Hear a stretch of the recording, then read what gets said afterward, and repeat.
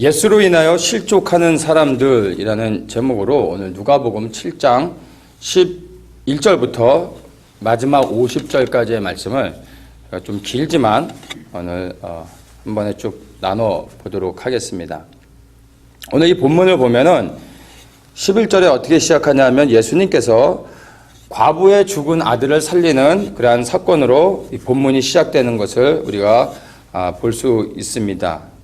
사람들이 지금 죽은 아들을 메고서 지금 나오고 있습니다. 그것은 이 사람이 완전히 죽었다라는 것을 의미하고 있습니다. 그런데 예수님께서 이 죽은 과부의 아들을 살리시는 것이 바로 이 본문의 첫 시작인데, 이것을 통해서 우리가 이제 본문을 시작하면서 좀 분명히 해야 될 것이 있습니다.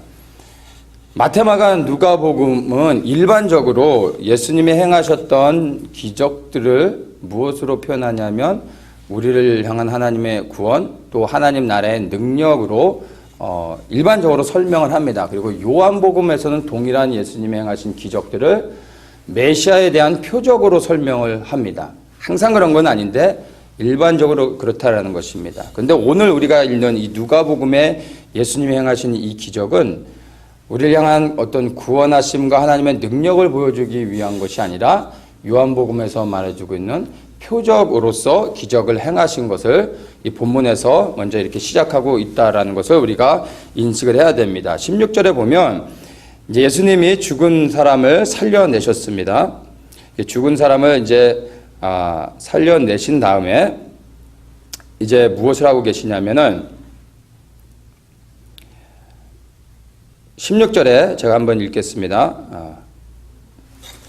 모든 사람이 두려워하며 하나님께 영광을 돌려 가로되 큰 선지자가 우리 가운데 일어나셨다 하고 또 하나님께서 자기 백성을 돌아보셨다 하더라. 16절을 제가 한번 다시 보겠습니다. 16절에 예수님께서 죽은 자를 살리시고 났더니 사람들이 뭐라고 하냐면 16절에 큰 선지자가 우리 가운데 일어나셨다 하고 또 하나님께서 자기 백성을 돌아보셨다 이렇게 말하고 있습니다. 이것은 이스라엘 백성들을 통해서 지금 고백하게 하시는 것입니다. 이 말은 곧 이분이 메시아이시구나, 우리를 구원하는 메시아이시구나 라고 고백하게 하심으로 바로 예수님이 메시아임에 대한 표적을 백성들을 통해서 증거해주고 있는 것입니다. 자, 그리고 이제 17절부터 보면은 이제 예수님의 이 초림을 준비했던 메시아의 길을 예비했던 침례 요한의 이제 그 이야기가 나오는데 침례 요한이 제자들을 보내서 예수님께 여쭙는 장면입니다. 17절에 보면 예수께 대한 이 소문이 온 유대와 사방에 두루 퍼지니라 이렇게 말하고 있는데, 먼저 이 예수에 대한 소문은 예수님께서 죽은 자를 살리셨다라는 소문이 아니라 죽은 자를 살리신 그 예수께서 메시아이시다라는 소문입니다. 이 소문을 들은 요한이 제자들을 보냅니다. 그래서 제자들에게 묻게 하죠. 오실 그이가 당신이오니까 우리가 다른 일을 기다리오리까 이렇게 제자들에게 묻게 합니다. 이 말씀은 침례 요한이 예수님이 메시아인지에 대한 확신이 없어서 퀘션을 가지고 당신이 메시아이십니까? 라고 질문하고 있는 것이 아니라 이 말의 의미는 예수님, 당신이 제가 기다리고 있는 메시아 맞지요? 라고 확증하면서 질문을 사실은 던지는 것입니다. 그때 이렇게 요한의 제자들이 이러한 질문을 했을 때 예수님께서 그래 내가 메시아다라고 대답을 하시지 않고 오히려 뭐라고 대답을 주시냐면 22절에 이렇게 말합니다. 대답하여 가라사대 너희가 가서 보고 들은 것을 요한에게 고하되 소경에 보며 앉은 뱅이가 걸으며 문둥이가 깨끗함을 받으며 귀머거리가 들으며 죽은 자가 살아나며 가난한 자에게 복음이 전파된다 하라 이렇게 말씀하십니다. 자, 이 말씀은 이사야서 61장에 메시아가 오셨을 때 그 메시아가 어떤 일을 행하실 것이다 라는 메시아에 대한 표적으로 이사야서에서 이미 예언하고 있는 것을 예수님이 말씀하시는 것입니다. 이 얘기를 들을 때 침례 요한은 표적을 딱 발견하게 되는 것이죠. 그리고 예수님이 메시아이구나, 예수님이 내가 메시아다라고 말씀하시는 것보다 이 말씀을 들을 때 침례 요한은 한 번에 딱 클릭이 되고 이분이 메시아다라는 것을 확증하게 되는 것입니다. 제가 이제 어려서 중국 영화를 많이 봤는데 중국 영화 스토리 중에 아주 뻔한 스토리 중에 하나가 뭐냐면 어느 가문이 갑자기 악당들의 공격을 받아서 몰살을 하는 상황 가운데 아버지가 두 자녀가 있는데 아주 갓난애기예요. 자기의 유품을 반으로 딱 잘라서 그 자녀들의 품에 주고 부하들을 시켜 탈출하게 합니다. 그리고 그 일가족은 다 죽습니다. 그러니까 이제 이 아이들이 이제 각자 흩어져서 성장하면서 무술을 익혀서 이제 최고의 고수가 됩니다. 그리고 이제 이 형이 원수를 갚으러 떠나면서 동생을 찾아가는 거예요. 동생을 찾을 때 아무 사람이나 딱 보고 당신은 내 동생 같아. 내가 감히 와. 당신은 내 동생 맞아. 라고 해서 찾는 게 아니고요. 아버지가 이 두 형제에게 주었던 반쪽짜리의 유품이 있잖아요. 그게 표적인 거예요. 다른 얘기가 필요 없어요. 그 표적을 보여주는 거예요. 그리고 다른 한 사람이 그 표적을 보여줘서 같이 딱 붙였더니 완전히 하나가 되면 더 이상 말할 필요가 없는 거죠. 그러면 가족을 찾는 것입니다. 이러한 표적인 거예요. 이사야서의 61장은 바로 예시아에 대한 반쪽짜리 표적인데 예수님이 이 땅에 오셔서 이 표적의 일들을 정확히 행하시고 네가 본 것을 말해라 라고 말씀하신 거예요. 이제 그것이 바로 반쪽짜리의 표적들을 가지고 딱 맞춰지게 되는 것이죠. 그래서 예수님이 메시아임을 침례 요한을 통해서 메시아의 길을 예배했던 침례 요한을 통해서도 바로 예수님께서 메시아임을 확증해 주고 있는 것입니다. 자, 이렇게 본문이 두 가지의 사건을 가지고 예수님이 메시아임을 확증하고 난 다음에 이제 우리가 본격적으로 나누는 예수로 인하여 실족하는 사람들에 대한 이야기를 나누게 되는 것입니다. 왜 이것들이 먼저 전제돼야 되냐면 오늘 우리에게 주시는 말씀은 믿지 않는 자들이 아니라 바로 믿는 우리들에게 주시는 경고의 메시지이기 때문에 우리가 이것들을 분명히 해야 된다라는 것입니다. 성경에 기록되어진 모든 말씀들, 그것이 우리의 지성적인 것과 이성적인 것과 합리적이고 과학적인 것에 거슬린다 할지라도 하나님의 말씀은 온전함을 우리가 믿을 수 있어야 됩니다. 예수님이 죽은 자를 살리셨던 것도 문자 그대로 우리가 믿을 수 있는 은혜가 필요합니다. 그리고 이 이스라엘 백성들과 메시아의 길을 예배했던 침례 요한을 통해서 예수님이 메시아임을 우리는 분명히 다시 한번 동일하게 이 믿음의 고백을 해야 되고 오늘 이 시대에 살고 있는 우리에게 또 한 가지가 요구되는 것이 예수님께서 이스라엘의 메시아일 뿐만 아니라 바로 온 열방을 구원하시는 우리의 구원자이심을 온 열방의 구원자이심을 또한 우리는 믿어야 된다는 것입니다. 이것을 믿을 수 있는 은혜가 여러분들에게 충만하기를 축복합니다. 자, 이제 이렇게 하고서 이제 본문이 시작되는데 23절에 이렇게 말씀하십니다. 누구든지 나를 인하여 실족하지 아니하는 자는 복이 있도다 이렇게 말씀하십니다. 여기서 나를 인하여 실족하지 않는다는 건 단순히 예수가 아니라 바로 메시아인 것입니다. 메시아로 인하여 실족하지 않는 자는 복이 있다라고 말씀하고 계십니다. 근데 이 말씀은요 이미 이사야서 8장을 통해서 예언되어진 것입니다.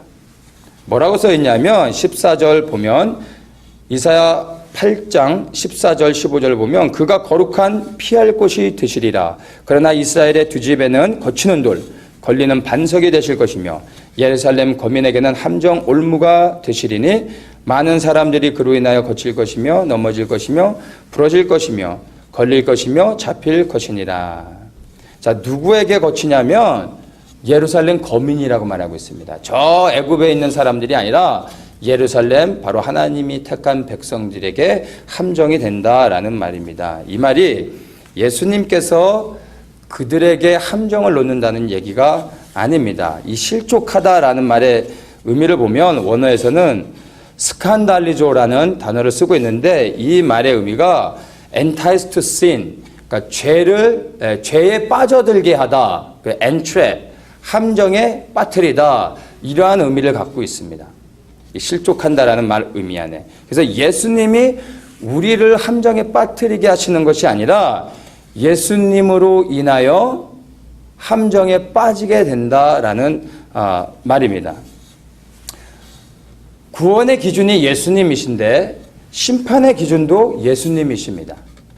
어떤 사람은 예수 때문에 구원을 받는데 어떤 사람은 예수 때문에 심판을 받는다라는 말입니다. 그래서 구원을 얻는 우리들에게 예수는 생명이 되지만 심판을 받는 자들에게는 예수 그리스도가 바로 함정이 된다라는 것을 우리가 알아야 됩니다. 자, 이 말의 대상이 누구입니까? 함정을 누구한테 놓습니까? 아군한테 놓는 게 아니라 적군한테 놓는 거죠. 그래서 바로 사단이 예수를 통해서 함정을 놓는 것입니다. 그러니까 교회 바깥에 있는 예수님을 믿지 않는 사람들에게 함정을 놓을 필요가 없겠죠. 그들은 이미 자기의 손아귀에 있는 사람들이기 때문에. 그러니까 바로 믿는 사람들, 그리고 최소한 예수를 아는 사람들, 그리고 예수를 믿는다고 고백하는 사람들에게 이러한 함정을, 예수를 통해 함정을 놓는다라는 것입니다. 그래서 바로 이 말씀은 우리에게 주고 계시는 경고의 말씀임을 우리가 인식하며 두려움 가운데 이 말씀을 우리가 분별하고 들을 수 있어야 됩니다. 먼저 첫 번째로 예수로 인하여 실족하는 사람들이 누구인지를 보겠습니다. 첫 번째 부류의 사람들, 불평하는 사람들인 것입니다. 이것을 우리가 31절부터 한번 보도록 하겠습니다.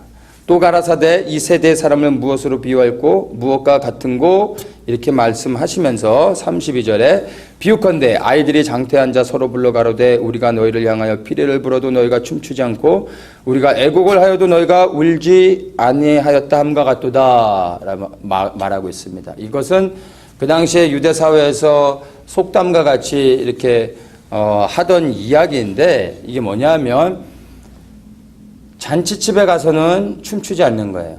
기뻐하지 않는 거예요. 그런데 이 사람들이 초상집에 가서도 그다음 슬퍼하는 사람들도 아니라는 것입니다. 잔치집에 가서는 우는 사람이 되는 거고요. 그리고 초상집에 가서는 웃는 사람이 되는 거예요. 그러니까 어느 상황에서든지 항상 원망과 불평하는 사람들을 말할 때 이러한 표현을 하는 것입니다. 본문에서 이것을 보다 더 구체적으로 설명해 주고 있는데요. 33절에 세례 요한이 와서 떡도 먹지 아니하며 포도주도 마시지 아니하며 너희 말이 귀신이 들렸다 하더니 인자는 와서 먹고 마시매 너희 말이 보라 먹기를 탐하고 포도주를 즐기는 사람이요 세리와 죄인의 친구로다 하니 이렇게 말하고 있습니다. 메시아의 길을 예비했던 침례 요한은 예루살렘에서 살 수 있었지만 예루살렘에서 살지 않고 그 스스로를 구별해서 광야 가운데 살았습니다. 예루살렘 사람들이 입고 싶어하는 비단 옷을 입지 않고 바깥에서 가죽 옷을 입고 살았어요. 예루살렘 안에서 사람들이 먹고 마실 수 있는 기름진 것들을 먹지 않고 오히려 메뚜기와 꿀을 먹으면서 살았습니다. 그랬더니 그렇게 구별된 정결한 삶을 살았더니 사람들은 침례 요한에게 미쳤다라고 말하고 있는 거예요. 그런데 예수님은 이제 광야가 아니라 예루살렘 안에 계십니다.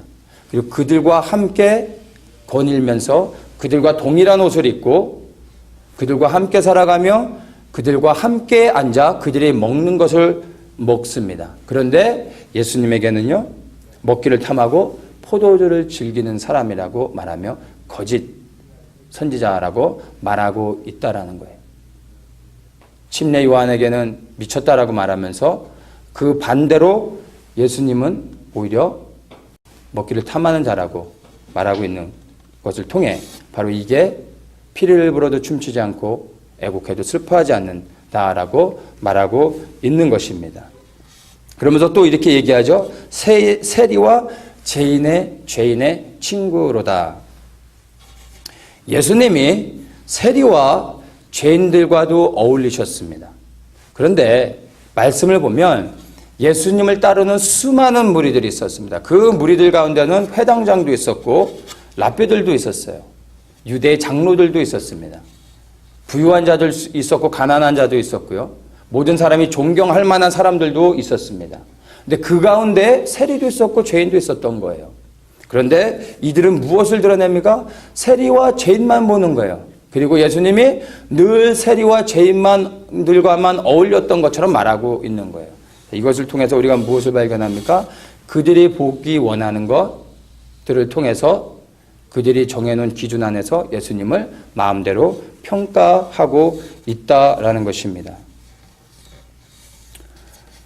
오늘날 예수를 믿는 자들에게도 동일하게 바로 이러한 자들의 모습이 발견되어지는 것입니다. 자기들이 정해놓은 기준이 있어요.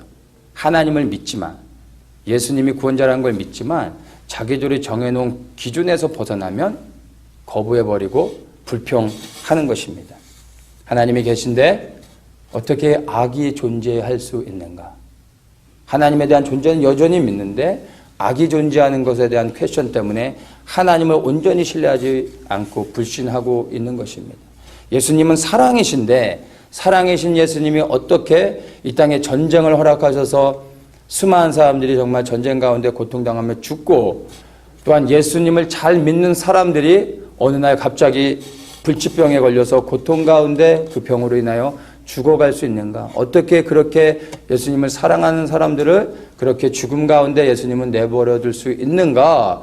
라고 퀘스천하면서 예수님을 부인하진 않지만 여전히 예수님에 대한 질문들을 가지고 예수님을 온전히 신뢰하지 못하고 있는 사람들.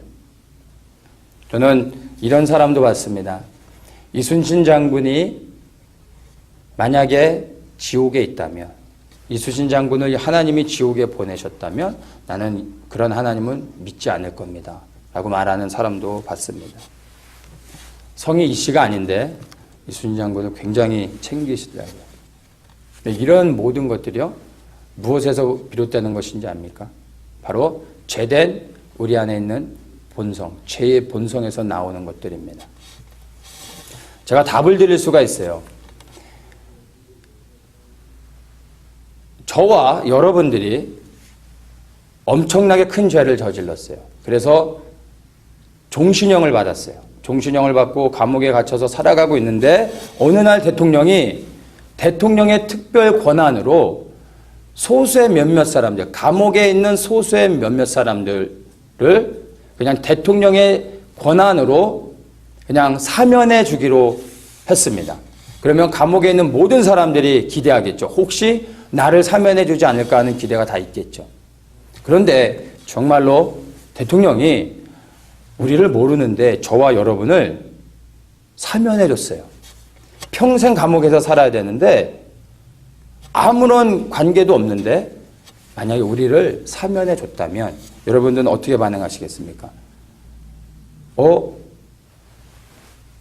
나는 사면해 주는데 다른 수많은 사람들은 감옥에 있어야 되는 사람들은 뭡니까? 라고 말하며 내가 사면받은 것으로 인하여 대통령에게 감사하지 않고 오히려 감옥에 남아있는 수많은 대다수의 그 죄수들 때문에 당신은 가짜야 라고 말하겠습니까?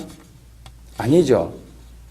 우리는 아담 안에서 태어난 모든 사람들은 아담의 죄로 인하여 심판을 받았습니다. 그 불의 심판으로 인하여 영원한 형벌, 바로 지옥에서 살 수밖에 없는 것이 우리에게 정해진 운명이었던 것입니다.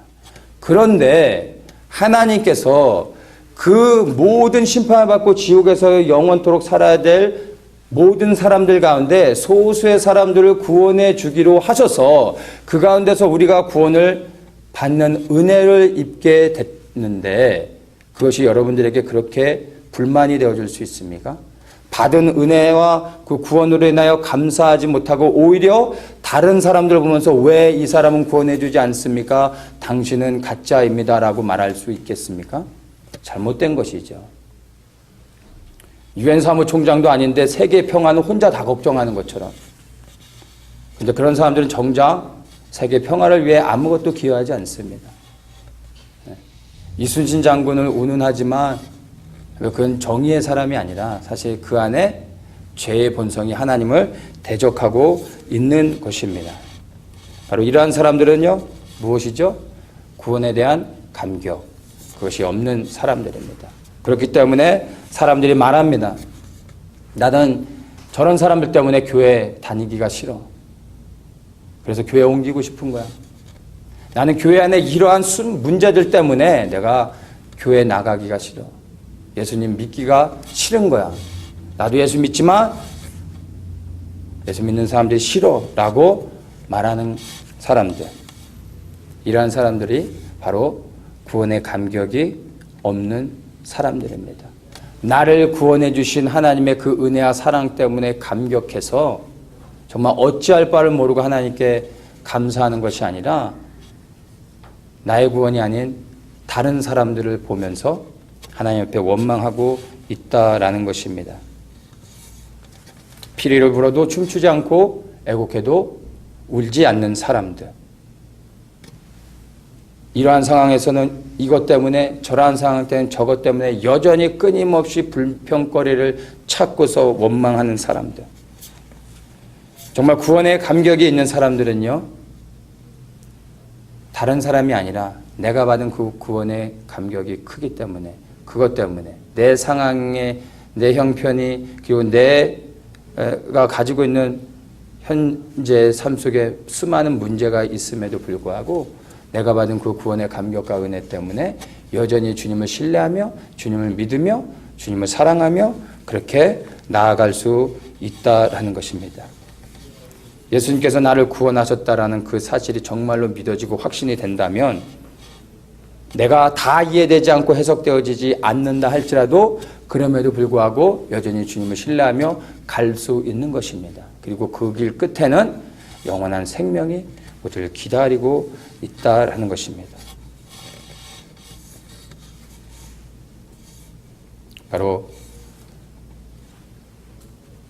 예수로 인하여 실족하는 첫 번째 사람들, 자신이 받은 구원으로 감격하며 감사하지 않고 늘 원망과 불평을 하는 사람들입니다. 항상 구원의 감격을 가지고 감사하며 주님의 은혜 안에서 살아가시는 여러분들 되시길 축복합니다. 그것이 실족하지 않을 수 있는 비결임을 오늘 이 본문을 통해서 우리에게 말씀해 주며 또한 경고해 주고 계신 것입니다. 두 번째, 예수로 인하여 실족하는 사람들, 바로 그 사람들은 사랑하지 않는 사람들입니다. 우리 본문 36절부터 한번 보겠습니다. 36절부터 나오는 본문의 내용이 뭐냐면 예수님께서 시몬이라고 하는 한 바리새인의 집에 초대를 받으셔서 그 집에 가셔서 식사를 하시는 장면입니다. 예수님이 함께 사람들과 앉아서 그 집에서 식사를 하고 계신데 어떤 한 여인이 예수님의 뒤로 와서 38절에 보면 예수님의 뒤로 와서 그 발 곁에 서서 울며 눈물로 그 발을 적시고 자기 머리털로 씻고 그 발에 입 맞추고 향유를 부었다라고 말합니다. 자, 이렇게 이 여인이 예수님께 행하고 난 다음에 예수님을 초청했던 바리새인 시몬의 생각입니다. 마음속으로 생각했지만 그게 그 시몬의 중심 안에 있는 그의 모습인 것이죠. 이렇게 그가 말하는 것입니다. 39절에 이 사람이 바로 예수님이 사람들이 다 메시아라고 부르고 믿고 있는 이 예수라는 사람이 만약 선지자라면 정말로 메시아라면 자기를 만지는 이 여자가 누구며 어떠한 자 곧 죄인인 줄을 알았으리라 이렇게 말하고 있는 거예요. 이 여자는 죄를 진 자인데 우리 이 공동체 안에서도 부정한 여인으로 여기고 있는데 이 여인이 예수님 앞에서 이렇게 하도록 냅둔다는 건 이건 메시아가 아닌 것 같은데 메시아라면 이렇게 하지 않을 텐데 라고 그가 속으로 생각하고 있는 것입니다. 이 사람이 무엇에 초점을 맞춥니까? 이 여인은 죄인이다 라는 것에 초점을 맞추며 말하고 있는 것입니다. 그때 예수님의 답변입니다. 예수님이 그 마음의 중심에 생각을 하시고 41절에 이렇게 말씀하십니다. 가라사대 빚주는 사람에게 빚진 자 둘이 있어 하나는 500데나리온을 줬고 하나는 50데나리온을 줬는데 갚을 것이 없으므로 둘 다 탕감하여 주었으니 둘 중에 누가 저를 더 사랑하겠느냐 이렇게 물어요. 그랬더니 시몬이 제 생각에는 많이 탕감함을 받은 자니이다 이렇게 말합니다. 자, 시몬은 이 여인은 죄인인데 라는 질문으로 예수님께 나가고 있는 것입니다. 근데 예수님은 어떻게 답변하십니까? 이 여인은 나를 사랑한다 라는 것으로 대신 답변을 주고 있다라는 것입니다. 누가 더 사랑합니까? 여기서 질문에서 빚을 많이 탕감받은 자가 사랑한다라는 것이에요. 근데 이 여인은 나를 사랑한다라고 예수님이 대변해 주고 있는 거예요. 예수님께서 이 여인은 죄인이 아니다라는 말씀을 하지 않습니다. 그런 것에 관심 갖지 않으시고요. 이 여인이 나를 사랑한다라고 말씀하고 있습니다. 자, 이것을 통해서 우리가 분명히 알 수 있습니다. 여러분, 의인이 되려고 노력하시지 마십시오. 내가 의롭게 살아가는 거 중요합니다. 죄를 짓지 않으려고 노력하는 것도 중요하죠. 근데 더 중요한 게 있습니다. 예수님을 더욱더 사랑하십시오. 내가 의인이 되기 때문에 의인이 되었을 때 비로소 내가 주님 앞에 설 수 있는 게 아닙니다. 내가 날마다 죄를 제거하며 거룩하게 살았더니 생명을 얻을 수 있게 되는 것이 아닙니다. 예수님을 더욱더 사랑하십시오. 예수님을 사랑하는 사람, 예수님을 진정으로 많이 사랑하는 사람이 인생의 끝에서 예수님 앞에 서게 되고 예수님으로부터 생명을 얻게 되는 것입니다. 근데 예수님을 사랑한다는 그 안에 담겨 있는 게 뭐냐면 예수님을 정말 사랑할 때 죄를 끊어내게 되고요. 예수님을 정말 사랑할 때 죄와 구별되어진 삶을 또한 살아갈 수 있게 되는 것입니다. 의인이 되려고 하지 마시고 예수님을 더욱더 사랑할 수 있도록 여러분 노력하시고 기도하십시오. 죄를 짓는 내 모습을 보고 안타까우며 슬퍼하며 울지 마시고 예수님을 사랑하지 못하고 있는 나로 인하여 여러분 슬퍼하시며 우시고 주님 앞에 예수님을 더욱더 사랑할 수 있게 해달라고 기도하십시오. 이 주님을 사랑한다는 것에 대한 의미를 우리가 본문을 통해 조금만 더 자세히 한번 보도록 하겠습니다. 44절에 이제 예수님께서 구체적으로 설명을 해 주십니다. 시몬에게 이르되 이 여자를 보느냐? 내가 내 집에 들어오면 너는 내게 발 씻을 물도 주지 아니하였으되 이 여자는 눈물로 내 발을 적시고 그 머리털로 씻었으며 너는 내게 입 맞추지 아니하였으되 저는 내가 들어올 때로부터 내 발에 입 맞추기를 그치지 아니하였으며 너는 내 머리에 감람류도 붓지 아니하였으되 저는 향유를 내 발에 부었느니라. 이러므로 내가 내게 말하노니 죄 많은 죄가 사하여졌도다. 이는 저의 사랑함이 많음이라. 그러면서 마지막으로 사함을 받은 일이 적은 자는 적게 사랑하느니라 이렇게 말씀하고 계신 것입니다. 이 예수님이 살아가시던 당시에는요, 오늘처럼 이렇게 좋은 신발이 없었습니다. 양발도 없었고 샌들입니다. 그리고 바깥에는 광야죠. 그래서 바깥에 잠깐 돌아다니면 그리고 집에 들어오면 발이 완전히 더러워집니다. 그래서 집에 들어오면 제일 먼저 발 먼저 씻습니다. 부유한 자는 종이 있어서 종이 주인의 발을 씻어주죠. 그래서 손님이 집에 초대가 되어지면 주인이 발 씻을 물을 주는 것이 그 시대의 풍속이고 예의였던 것입니다. 그리고 그 초대되어진 분, 초청한 분이 정말로 자신보다 더 존귀한 분으로 여긴다면 종을 시켜 그 발을 씻기는 것입니다. 그런데 발 씻을 물도 주지 않았습니다. 그리고 입맞춰주지 않았다라고 말합니다. 오늘날 우리가 남자들끼리 친한 사람들끼리 만나면 어떡합니까? 악수 먼저 하죠. 손을 꽉 잡으면서 반갑다고 인사하고 떨 때는 우리가 허그도 합니다.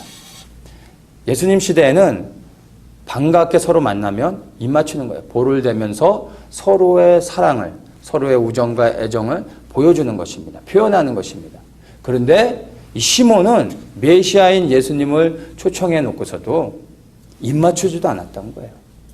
그것을 말씀하시는 거예요. 이 시몬의 애티튜드가 예수님은 어떻게 여겼는지를 보여주는 것이죠. 그리고 감람류도 붙지 않았다라고 말합니다.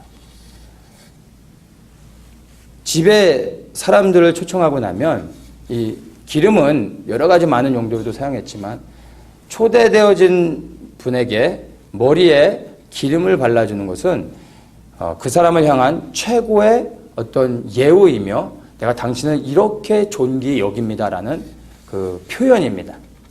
이 감람류는 이스라엘의 평범한 사람들도 흔히 사용하는 것이었어요.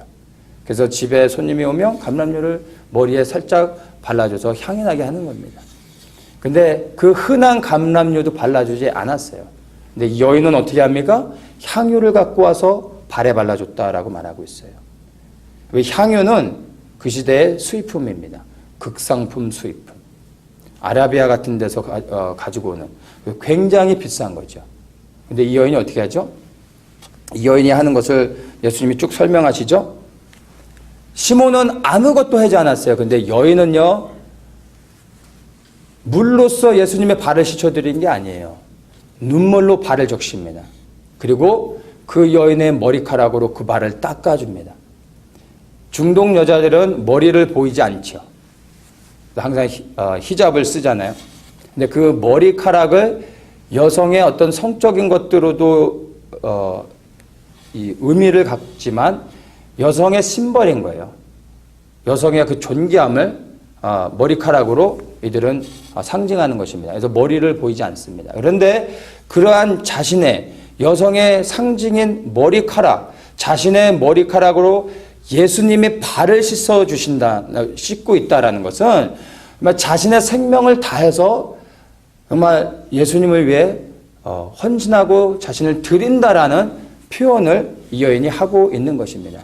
그리고 그 값비싼 향유를 머리에 붓는 것이 아니라 발에 붓고 있습니다. 이것은 자신은 가장 낮추면서 예수님은 가장 높이는 행위를 우리가 이해할 수 있는 것입니다. 이 여인은 예수님과 얼굴도 맞추지 못하고 들어오면서부터 예수님의 발에 입 맞추며 그 발을 만지는 것만으로 정말 기뻐하고 감사하며 구원의 감격으로 인해서 이렇게 행동을 했던 것입니다. 이 여인이 예수님을 이렇게 극진히 요새 본문에서 보는 것처럼 예수님을 대우하고 행동했었던 그 이유는요, 바로 본인 스스로가 예수님이 말씀하셨던 것처럼 500데나리온 빚진 자가 있고 이 50데나리온 빚을 진 자가 있었는데, 이 비유로 얘기하자면 이 여인은 자신이 갚을 수 없는 너무나 많은 빚을 탕감받은 자라는 것을 알기 때문에 그 예수님께 받은 사랑이 너무나 감사해서 그렇게 행동했던 것입니다. 그렇다면 이 여인이 예수님에게 도대체 어떠한 빚을 그렇게 많이 진 것입니까? 돈을 빚졌을까요? 그것을 48절에 말하고 있습니다. 48절에 이렇게 말합니다. 이에 여자에게 이르시되 내 죄사함을 얻었느니라. 이 여인이 진 빚은 바로 탕감받은 것은 죄사함이었던 것입니다. 이 여인은 이 죄사함으로 인하여 죄사함을 받은 것으로 인하여 너무나 감격하고 그 은혜가 너무나 커서 예수님을 극진히 사랑했던 것입니다. 그리고 이 죄사함을 얻었다라고 말씀하시면서 이어서 하시는 말씀이 뭐냐면 50절에 예수께서 여자에게 이르시되 내 믿음이 너를 구원하였으니 평안히 가라 라고 말씀하십니다. 내 믿음이 너를 구원하였으니 평안히 가라. 이 여인이 예수님에게 이렇게 사랑으로서 행했던 모든 것은요, 믿음으로 행한 것이었습니다. 믿음으로 보여준 것이었습니다. 그 믿음이 바로 이 여인이 구원받게 된 것입니다. 그 믿음이, 살아있는 믿음이 이렇게 여인이 예수님의 발 앞에 와서 그렇게 사랑을 믿음으로 행한 것입니다. 그리고 그 여인의 믿음이 곧 그 여인의 생명을 구원하게 됐다라고 예수님께서 확증해 주셨던 것입니다. 예수로 인하여 실족하는 두 번째 사람들, 그들은 적게 탕감받았다라고 생각하기 때문에 예수님을 생명 다해 사랑하지 않는 사람들입니다. 적게 탕감받았다고 생각하기 때문에 예수님께 받은 그 구원을 가볍게 여기는 것입니다. 부인하지 않습니다. 그러나 그것이 가볍게 여겨지기 때문에 이 여인과 같이 정말로 그 발 앞에 와 눈물 흘리며 머리로 그 발을 닦으며 입 맞추고 향유를 붓지 않았던 것입니다. 왜냐하면 내가 받은 그 구원의 감격이, 그 죄사함이 그저 그런 거기 때문에 탕감을 받아도 좋고 탕감을 안 받아도 괜찮은 그냥 그런 정도의 구원으로 생각하고 있기 때문에 이 여인과 같이 정말 극진히 예수님 앞에 사랑으로 행하며 그 믿음을 보이지 않았다라는 것입니다. 여러분은 죄사함을 받으셨습니까? 그리고 그 죄사함이 정말 어디서 어떻게 받은 것인지 여러분 정말 깨닫고 계십니까? 그게 온몸으로 느껴지십니까? 그러면 여러분 이 여인과 같이 예수님을 사랑하십시오. 예수님에 대한 여러분의 사랑을 믿음으로 행하십시오. 이 여인처럼. 사랑한다고 그냥 이렇게 뭐 하트 한번 만들고 I love you 이게 사랑이 아니고요. 사랑하는 믿음을 이 여인과 같이 여러분 보이십시오. 믿음으로 여러분의 사랑을 증명하십시오. 그러면 주님이 여러분들에게 이렇게 말씀하실 것입니다. 내 믿음이 너를 구원하였다.